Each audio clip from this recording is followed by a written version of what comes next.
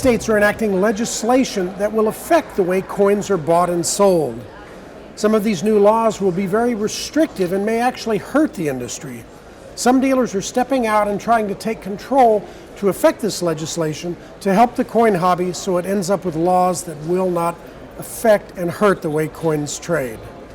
Well, the state of Minnesota has decided that they want to regulate coin dealers. And the reason for that is there's been a few what I call telemarketing operations that have sold coins to customers but not delivered the merchandise. And so they've been prosecuted and they've gone to jail. There are laws on the books against stealing already, but the Minnesota legislature in their infinite wisdom has decided that the laws are not broad enough. So they're introducing a new law now that would regulate coin dealers in Minnesota. It would also regulate coin dealers outside of Minnesota, which is an interesting concept because that violates interstate commerce laws.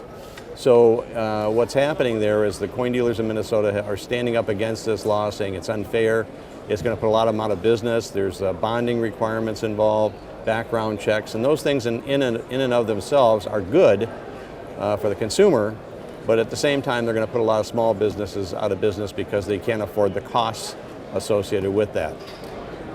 What is being done to bring this to the attention of the industry?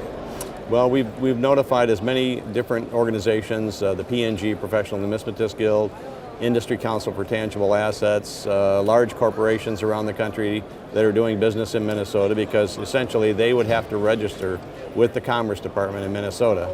Anybody that's selling $5,000 or more of a year to consumers in Minnesota would be required to register. How may a person find out more about this issue? Well, I would suggest if anybody's interested in seeing what the bill actually looks like and the language in the bill, they can go to the Minnesota Legislature website. If you just Google Minnesota Legislature, that'll take you there. And then you look up the bill itself. You could go to the House side and look up House File HF, House File 157, and that'll take you to the latest language in the bill. And you can read the bill itself and see, what kind of an extent they've gone to regulate people.